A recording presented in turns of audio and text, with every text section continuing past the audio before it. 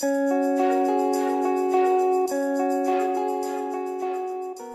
Radio is here to spice your world and flavor your airwaves with quality content, always.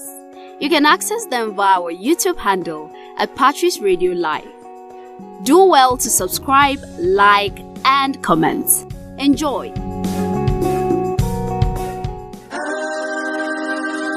Thinking of where to go to? Be on board with Patrice Radio. Good evening and welcome to Answers with Dr. Reju, where critical life issues are clarified. My name is Joan and I'm in the studio with Lois. Welcome to the studio. Good afternoon. And of course, Dr. Reju, the Chief Resource Person of the Center for Transformational Leadership, CTL JOS. You're welcome to the studio, sir. Thank you, Joanne. Hi, Lois. Good to see you guys. Good to see you too. So today we're going to be looking at a write-up Dr. Reju had on Facebook. But we're going to be asking you questions from what you've said. Okay. So my first question would be, do you agree with John's thoughts that the world is still waiting for the fulfillment of the MLK dream? That is the Martin Luther King dream. I was almost prompted to put the question back at you. Have you ever heard of the speech? Yes, sir. I Have a Dream. Yes. Have you read it before? I've watched the video. Okay. The whole gist of that speech is about, it's about equality. He said he had the dream is that one day, his society will no longer judge him by, the color of his skin, but by the strength of his character. Mm-hmm. And that one day, this issue of segregation and all those kind of things will no longer be. Now, where I really agree with John Stott in that maybe in that write-up is that a lot of people think that the dream of Martin Luther King was fulfilled when President Obama became president of America. Mm. But personally, I don't think that is what, because it's obvious, that's not what Martin Luther King was talking about, right? What he was talking about, there will be a time when people will no longer be judged by the color of their skin, but by the strength of their character. Obama becoming president hasn't changed that. So it's as simple as that. If under Obama, I think more blacks were killed. After that speech, there was a landmark kind of program in America, the desegregation law, where, schools are no longer, only for whites or black and all those kind of things. But a lot of people, the consensus is that Obama becoming president was the fulfillment of that dream.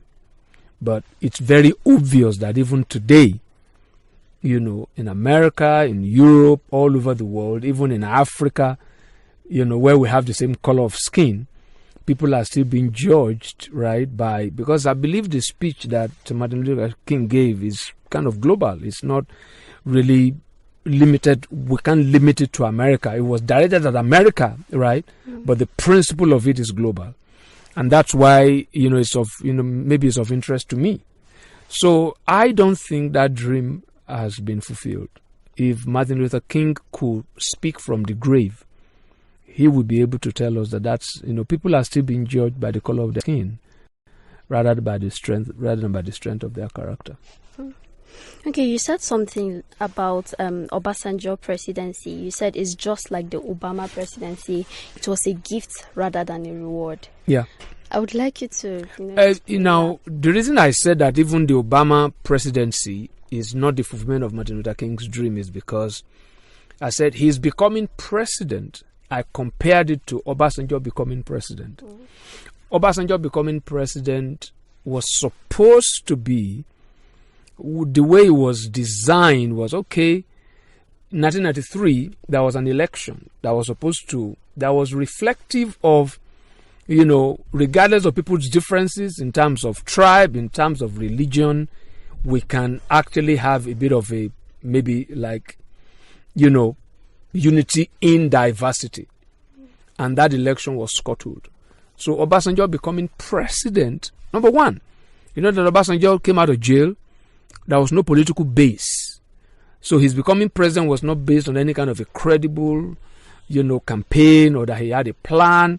So it was like, the powers that be, let's use this, let's allow Obasanjo become president so that the Southwesterners who felt aggrieved by the annulment of that election, because the election was won by a Southerner.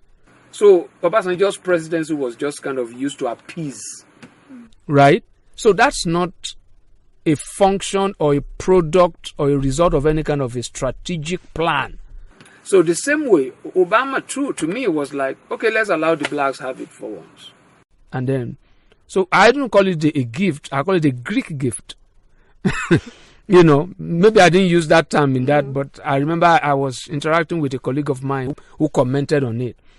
I said it's not just a gift, because she believes that it was the fulfillment of that dream. Okay. But I said, no, this is not just a gift, it's a Greek gift. It's just to distract you.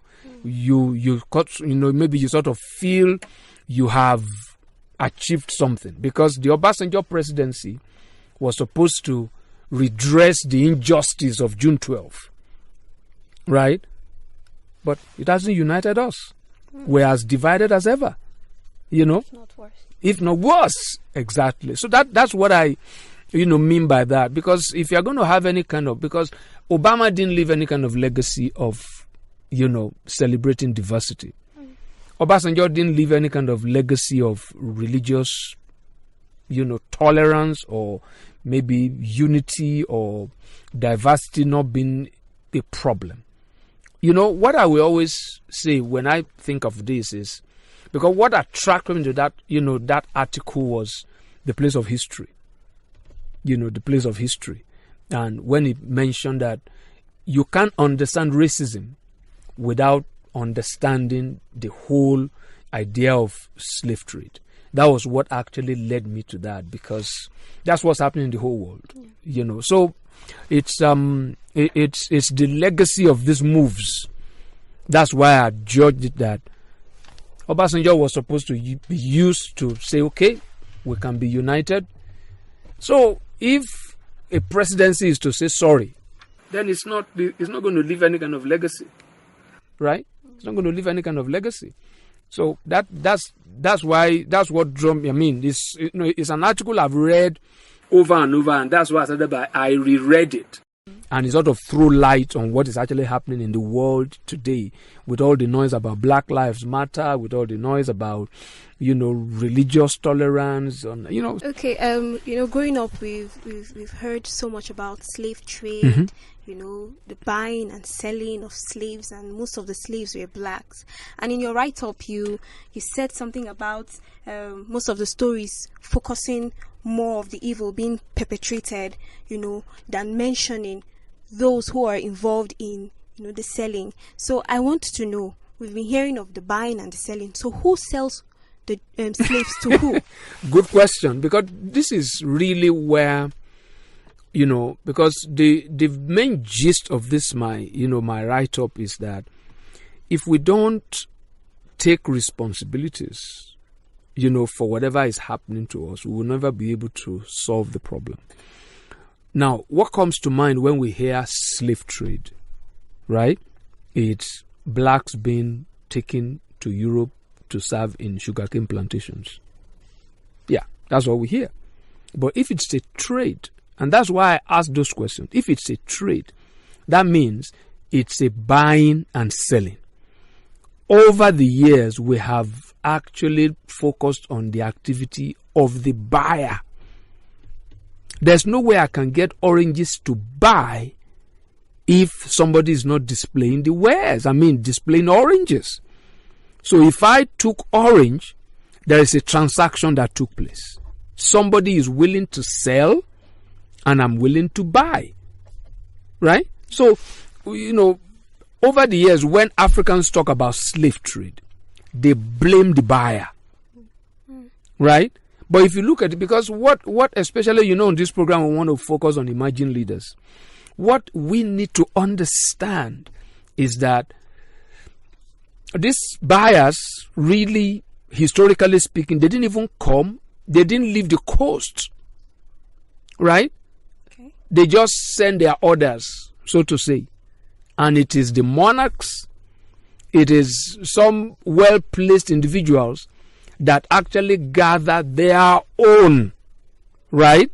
And take them to go and meet these Westerners on the coast, and they get shipped away. So, it's not the fault of the buyer. It's bad enough to say you want to buy a human being. I personally think if I have the desire to buy a human being and I approach you, I want to buy your child so that I can make your child a slave. That's just an expression of interest. That's just an offer. If you don't approve, there will be no transaction. So for me personally, the person that gets the bulk of the blame is the one that sells his own. Yeah, is the one that sells his own. So that's the way I look at it. We need to change that story. Have another look at that history when you talk about slave trade. Because your mind goes to chains, it goes to the evil of those who walk them away, treat them as properties. You see, Hitler can bring up any kind of idea that Westerners are superior. Maybe like, Africans are animals. He has every right to say whatever. You can call me an animal. Right? You can call me an animal. That's your opinion. Right? But the day I believe I'm an animal because you said so, then there is a transaction. So we have over-focused on what was done to us, not what we allowed to be done to us. Right? That's the real issue. So when we talk about slavery, that's my point. When we talk about slavery, let us tell the whole story. We sold our own. That's why I ended that particular, that write-up with that line. African freedom was never stolen. We gave it away. But because freedom is not a tangible, it's not a physical product, right? It's not something you are going to go there and go and collect. You can remind yourself, right? You can remind yourself. If I wanted to go into Bob Marley's song, emancipate yourself from mental slavery. You say we are the only one that can free ourselves. Yeah. Dr. Reju was saying something about our freedom. Like we gave up our freedom. It wasn't taken away from us. Yeah. But sir, I still believe that it was taken away from us because the slaves didn't really, it wasn't like they willingly gave it themselves for slavery. Mm-hmm. They were sold by a fellow black man. Mm-hmm. But yet again, it wasn't something they consented to. Yeah, I mean, it's, we're talking here about something that shouldn't have been. Human beings being sold. Yeah. There's no way the human can be, you can't tell me you want to sell me and I agree.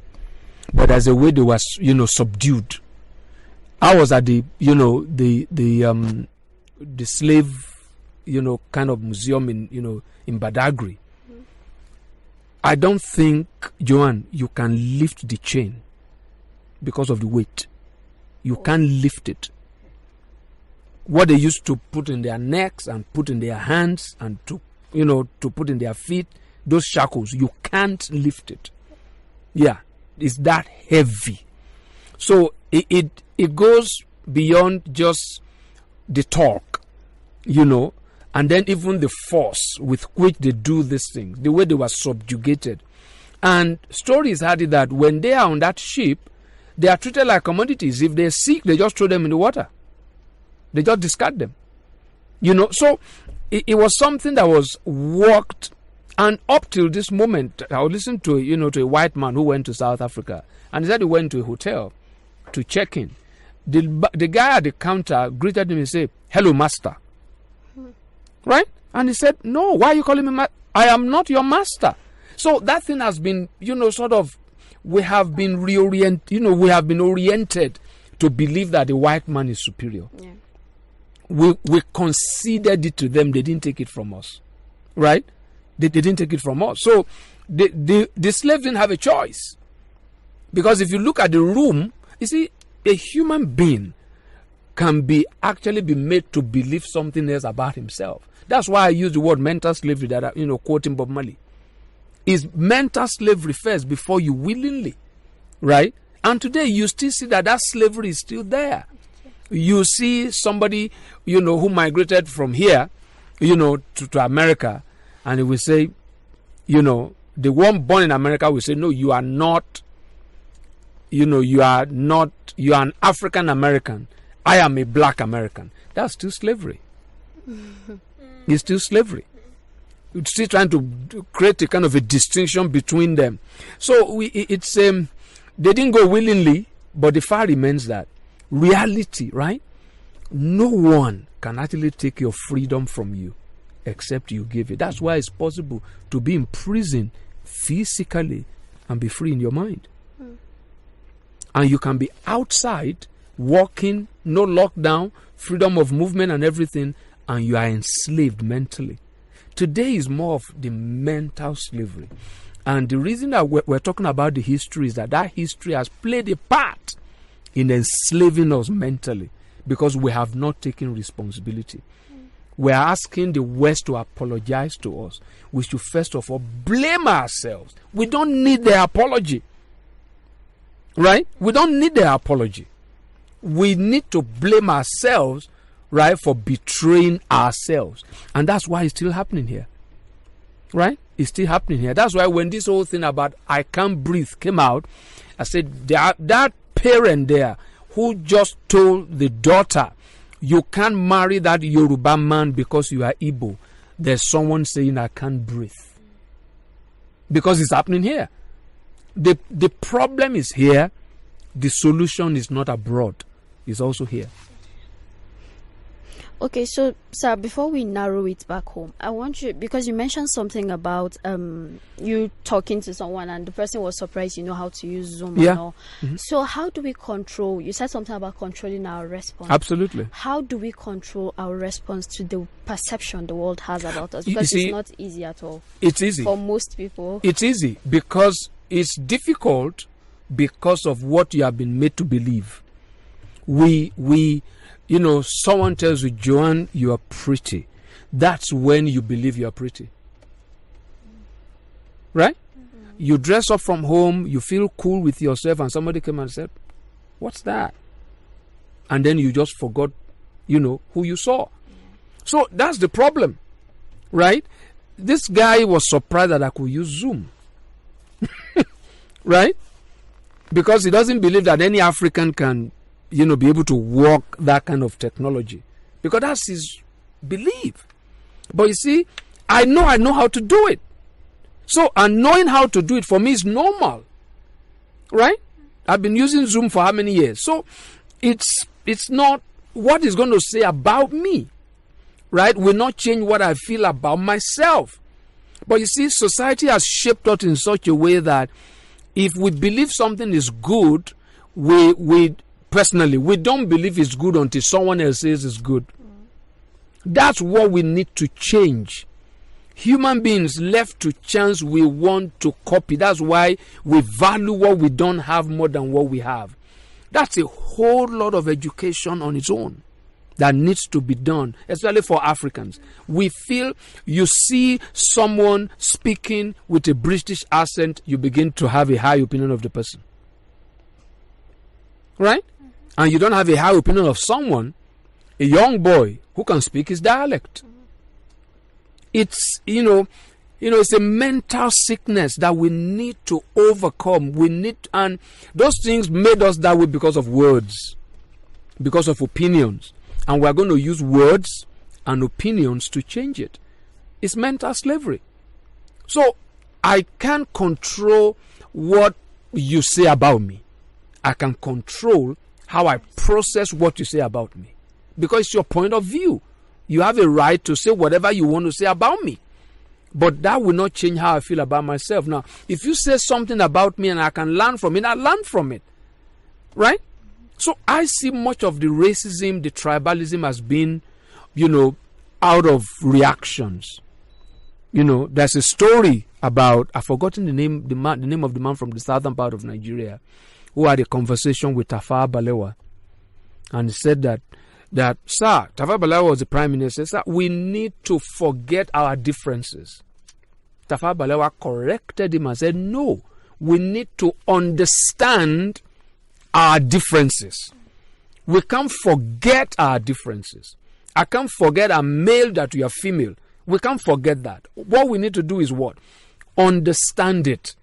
Is when we understand it that I can know the perspective from which you are speaking, and I can meet you, That's we can, because the title of that piece is Celebrating Ethnic Diversity. Even common English phrase. There is, variety is the spice of life.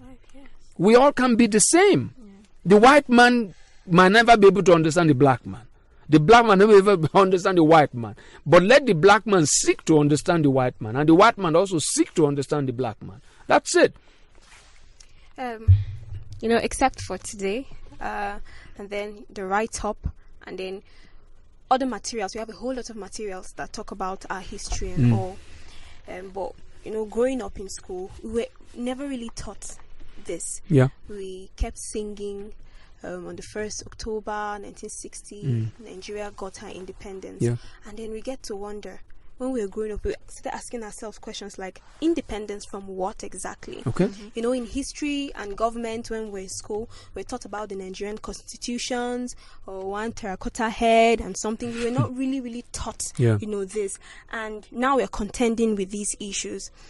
How can we tell, the younger ones and ourselves, how can we learn about these things? Because we were not taught, and we're contending with these issues, and we're meant to just take it. When you tell your child, see, this is how life is, so just take it as it is. We're not told what happened and why we've gotten to this point, and why we need to change. Yeah.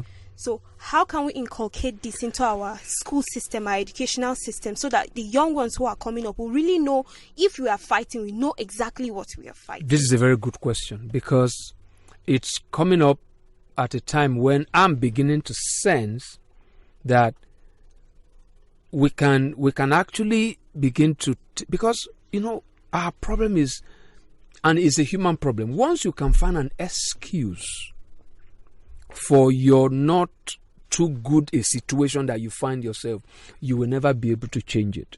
Because we can easily say, okay, one of the problems we have is that history was not taught in school.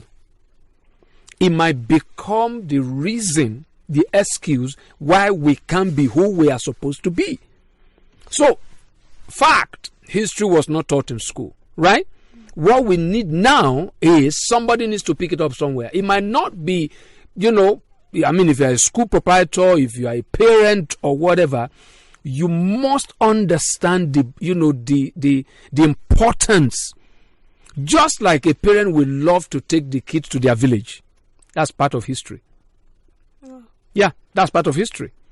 But in taking your kid back to the village, there must be some learning going on. So we must never allow this lack of history being taught to become another excuse for us not becoming the kind of nation that we should be. Why am I saying that?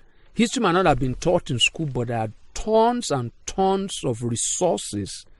All the data we are using for all this WhatsApp and all those kind of things. There was somebody who was speaking with me before I come in, before coming on set, that he wants to be a music producer. I said, where do you start from? What does it mean to produce music? He was looking at me. I said, okay, what do you need? He said, I need tools. I said, you know the tool you need? First of all, go on YouTube. Google music production. Right? And go and read about it. In the same way, there are loads of, historical documents online. Right? Historical documents online that you can go read about. If we have the time, we can have a whole program that we can give, young people timeline. Somebody should be able to study what led to the Civil War. Right? What led to the Civil War? If you want to know what led to the Civil War, I can give you a point of takeoff. There was a particular event called the Aburi Conference in Ghana, right? Go and read about it for you to understand the Civil War, right? Because if you don't know what happened in Aburi, you might not know what led to the Civil War, right? Because all you just hear is that Igbos were being killed in the north, right? And then they were going down south and all those kind of things. You just, bits and pieces. So this question is very critical. But I don't want the situation where we get to a point. The reason we are where we are is that because history was removed from school. History might have been removed from school. We have social media. Rather than posting all the other things that they were doing, can one person, all these OAPs, right, make it your lifetime ambition, make it your lifetime dream, right, that you want to teach the next generation the history of Nigeria? You'll be amazed. There are videos. That was the time I actually recommended a book on this program, Oil, Politics and Violence. It talks, but that's just a piece of the history. There are tons of resources online. Somebody need to make it. You are going to school, you can make it your own kind of project. Maybe you study political science, sociology, all those kind of things. My project is I want to trace the history of Nigeria. So don't let us wait until we are being taught in school. I'm a school proprietor. We are making plans to introduce history. It's not going to be something they are going to, learn to write in an exam. But we must understand the history of Nigeria. Take it further, understand the history of West Africa. Understand the history of Africa. Place it within a global context. If we don't do that, we just have bits and pieces. Because, where we have problem with history learning again is that there are many perspectives. There's something I said about this article that the reason I love John Stott is because he's always very honest about his bias and he wants to learn. John Stott is a white man, right? But he writes in a very, very objective way. He will tell you that buying a slave is bad. But I want to tell you as an African, selling a slave is equally, if not, worse than buying. So history, somebody must pick up that gauntlet and say, this is what I really want to do. If we have seen it as a problem, it doesn't have to be something we write for WAEC. Okay. So much to take in. Skiffy had a question. Yeah, it was a tag question to the one I asked before the break.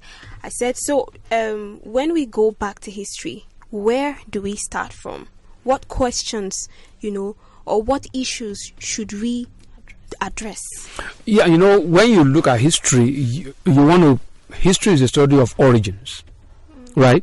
Origins. And the word origin is where you get, original, So it's, it's like, if you don't know your history, you will struggle with identity because you will not be original. You will lack authenticity. So when you say you want to study the history of Nigeria, how did we come about? Most times we start studying our history from the name Nigeria. It's further back, right? Nigeria has been existing, so that you can use that to understand. Like that saying, I don't know who actually made this, that statement originally, that if you don't learn from history, you repeat it. Mm-hmm. He said you are doomed to repeating it. And he's talking about the negative things that happen today is because we didn't learn from history. Mm-hmm. So history sometimes is like a diagnosis, so that you can know what curative measures that you can put in place. So how did we come about? If the moment you understand that, you discover that the problem we're having today is that we are no longer living in a way that reflects who we were originally. That's why I said once on this program that it's impossible to be a patriotic Nigerian. Why? It's impossible to fall in love, for a man to fall in love with a girl that doesn't exist. Nigeria does not exist. Right? There's nothing called Nigeria. That's why there are no Nigerians in Nigeria.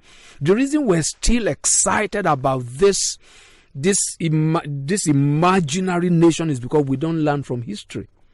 Right? Pre-1914, there was no Nigeria. If you look at maybe the 1960, 65 kind of constitution or the structure, you know, all the regions in Nigeria had foreign offices abroad. They were operating like autonomous nations, right? Meanwhile, they were in Nigeria. So there's something buried in our history, right, that we need to unearth so that we can use that to inform. Because if our structure is not reflective of who we originally are, we're deceiving ourselves, right? That's why that 1914 is where, you know, things turned, where there was an amalgamation. And that's what it is. It's an amalgam. It's some, you know, I'm just trying to bring two opposing things together. That doesn't mean we should be enemies. America is the United States of America. The states are autonomous. All right. Thank you, sir. We've come to the end of the program for today. We'll see you next week for another exciting episode. Thanks for listening. Thinking of where to go to? Be on board with Patrice Radio. Hey, hey.